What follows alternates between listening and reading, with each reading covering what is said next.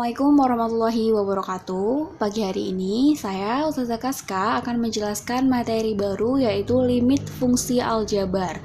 Pada semester 2 ini kita akan belajar tentang limit fungsi aljabar. Nah, untuk limit sendiri, pengertian limit itu adalah mendekati atau hampir. Jadi nilainya itu bukan pasti suatu konstanta, jadi mendekati konstanta tersebut.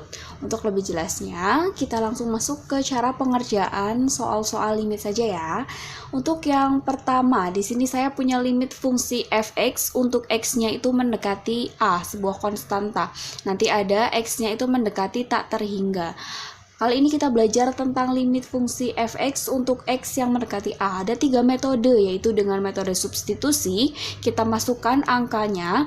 Yang kedua dengan metode pemfaktoran, nanti kita faktorkan dulu fungsinya. Kemudian yang ketiga ada dengan dikalikan akar sekawannya. Nanti akan kita bahas. Yang pertama kita masuk ke metode substitusi terlebih dahulu.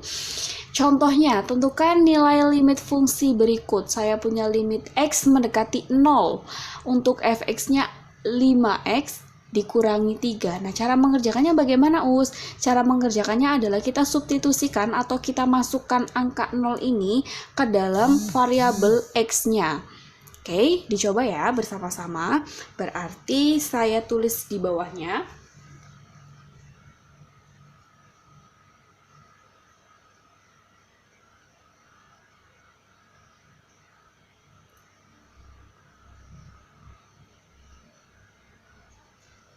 Lima dikalikan 0 hasilnya 0.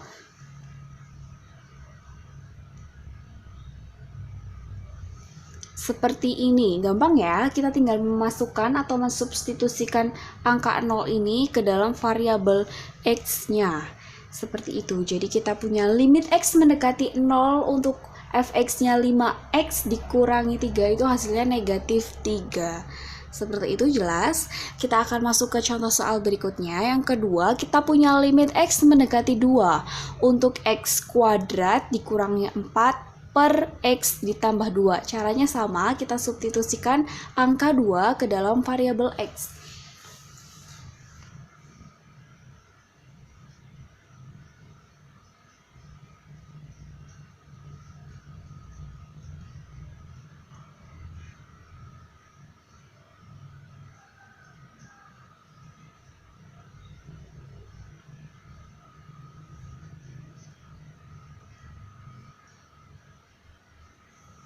Empat dikurangi 4 hasilnya 0 dibagi 4. Betul? Berarti hasilnya 0. Ya.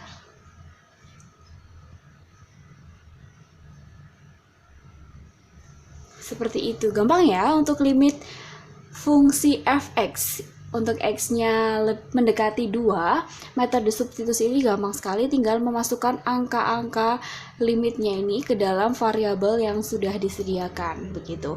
Untuk yang kedua yaitu metode pemfaktoran. Saya hapus dulu ya, silahkan di screenshot kemudian nanti dipindah ke buku catatan masing-masing. Baik, untuk metode pemfaktoran, kita langsung masuk ke contoh soal saja. Tentukan limit fungsi berikut ini. Limit x mendekati 3. X dikurangi 3 per 2x dikurangi 6. Kenapa harus ada metode pemfaktoran, Us? Karena jika menggunakan metode substitusi hasilnya 0 per 0 yang atas sini pembilang dan penyebutnya 0 per 0, maka kita tidak bisa mengerjakan itu. Contoh ya, kita masukkan limit x mendekati 3 ini ke variabel x di sini.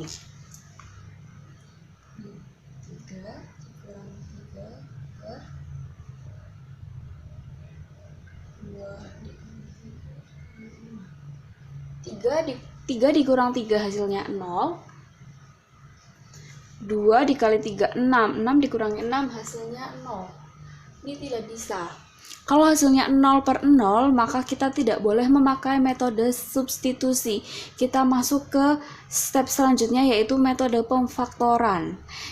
Caranya bagaimana? Caranya, jika ada salah satu atau kedua-duanya antara pembilang dan penyebutnya bisa difaktorkan, dan nanti kita akan coret pembilang dan penyebut yang sama, baru nanti limitnya bisa ketemu. Asal tidak 0/0. Kalau 0/0 masih 0/0 berarti salah. Oke, kita masuk ya. Yang ini saya hapus. Kita faktorkan terlebih dahulu. Yang ini berarti saya punya 3.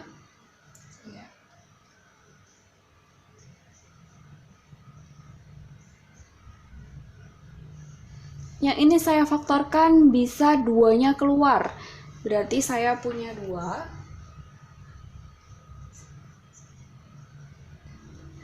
Seperti ini jelas. 2 dikali X hasilnya 2X. 2 dikali negatif 3 hasilnya negatif 6. Setuju ya? Jika saya faktorkan 2X min 6 ini, saya faktorkan menjadi 2 dikali X dikurang 3. Apakah sudah terlihat mana yang akan dicoret? Oke, di sini kita akan mencoret X min 3 dan X min 3 yang di sini di bawah. X dikurang 3 untuk pembilangnya dan X dikurangi 3 pada penyebutnya. Di sini saya coret. Sini 1, ini 1. Jadi, limit X mendekati 3 dari 1/2. Seperti itu. Sampai sini jelas? Jelas ya, saya tuliskan di bawahnya. Limit X mendekati 3 dari 1/2 dikali 1 ya harusnya ya. Atau, ini kan 2, nih 1. 2 kali 1 atau langsung saja saya tuliskan limit 1/2.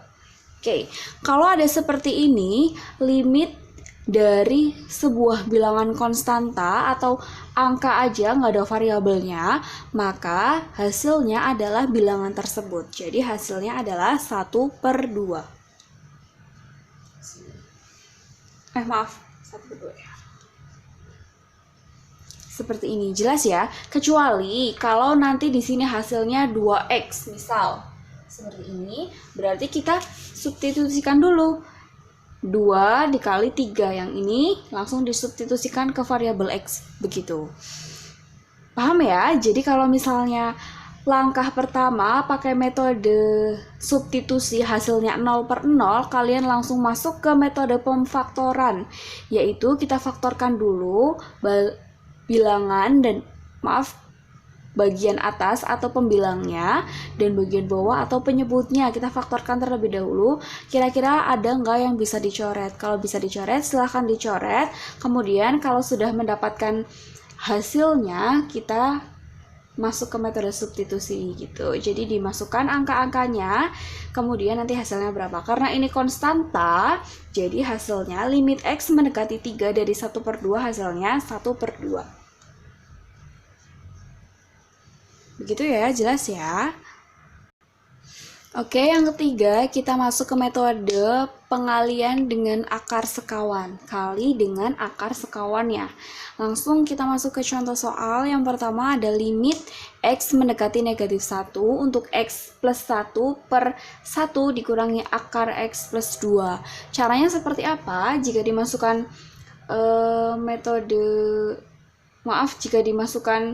pakai metode substitusi ya, dimasukkan nilai X mendekati negatif 1 ini, maka hasilnya pasti akan 0/0. Di sini dimasukkan negatif 1 tambah 1 hasilnya 0, 1 dikurangi akar 1.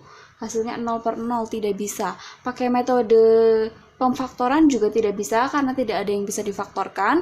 Maka langkah ketiga pakai metode kali dengan akar sekawan. Maksudnya gimana tuh Us? Maksudnya adalah kita kalikan dia ini, fungsi ini dengan akar sekawannya. Akar sekawan itu bagaimana? Akar sekawan adalah ini 1 dikurangi akar X plus 2 ini, sekawannya adalah 1 ditambah akar X plus 2. Jadi seperti ini, hanya saja tandanya yang dirubah, bertolak belakang, tandanya kebalikan dari penyebutnya ini. Bisa ya? Jadi misalnya saya punya akar A dikurangi akar B. Akar sekawannya berapa? Berarti akar A ditambah akar B. Gitu. Jadi kebalikannya tandanya. Sampai sini jelas ya? Saya hapus. Berarti yang ini saya kalikan dengan 1 ditambah akar X ditambah 2 per 1 ditambah akar X plus 2. Seperti ini. Kenapa harus atas bawah, Us? Kenapa nggak satu aja? Karena biar kita tidak merubah nilai. Maksudnya tidak merubah nilai bagaimana? Karena fungsi ini per ini hasilnya kan 1. Jadi sama aja kita mengalihkan ini dengan angka 1, kan tidak berubah tidak berubah maknanya begitu. Kalau cuma dikalikan 1 aja seperti ini misalnya, ya tidak bisa, harus dikalikan atas bawah atau pembilang dan penyebutnya begitu. Oke, sampai sini kita kalikan dulu yang atas atau pembilangnya dengan ini, penyebutnya dengan ini. Oke, saya tuliskan di bawahnya ya.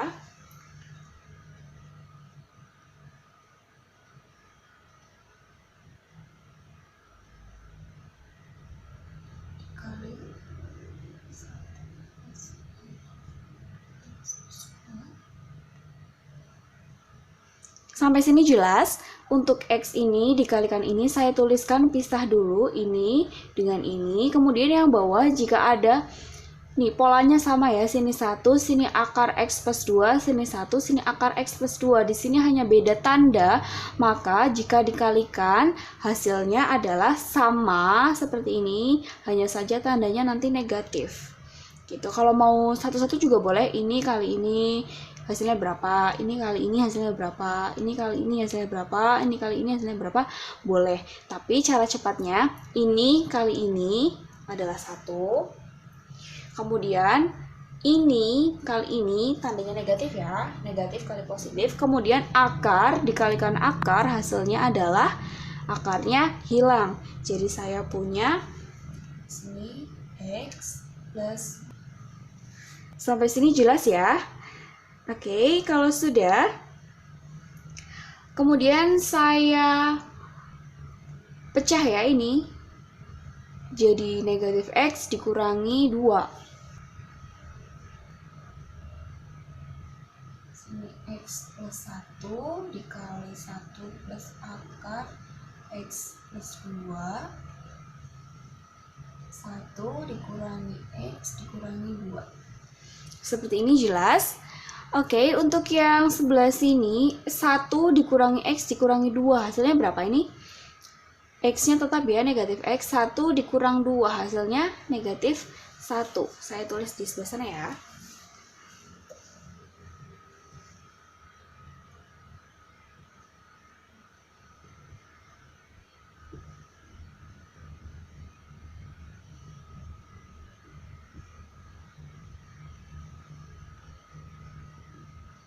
Seperti ini, jelas ya. Kemudian untuk menyelesaikan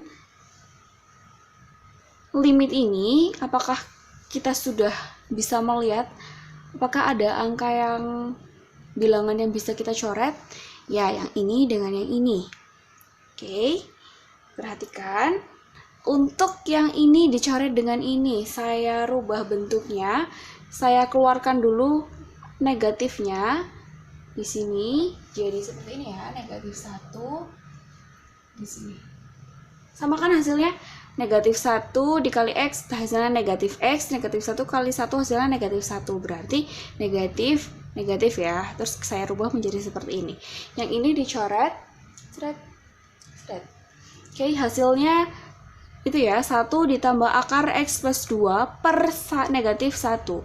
Kemudian kita masukkan angka negatif 1 ini ke variabel X. Berarti saya punya ya, 1 ditambah akar 1 ditambah 2 per negatif 1. Hasilnya 1 ditambah akar 3 per negatif 1. Atau negatif 1 dikurangi akar 3. Seperti ini. Oh maaf, ada salah, ini negatif 1 ya yang dimasukkan, bukan 1. Saya hapus dulu ya. Yang ini. Berarti di sini negatif 1 ya, maaf. Berarti di sini hasilnya 1. Di sini hasilnya 1. Begitu. Oke, di sini akar 1 hasilnya 1 ya, negatif 1 dikurang 1. Berarti hasilnya adalah negatif 2. Seperti ini, jelas? Oke, saya ulangi sekali lagi secara singkat. Untuk metode kali dengan akar sekawan itu seperti ini ya. Dia dikalikan dengan kebalikannya, atas bawah pembilang penyebut, kemudian kita kalikan seperti biasa. Jika ada yang bisa dicoret, kita coret. Kemudian kita masukkan atau kita substitusikan nilai limit mendekati konstantanya. Begitu. Saya kira cukup. Jangan lupa dicatat di buku catatan ya. Nanti soal-soal ini akan keluar lagi di ujian. Terima kasih. Wassalamualaikum warahmatullahi wabarakatuh.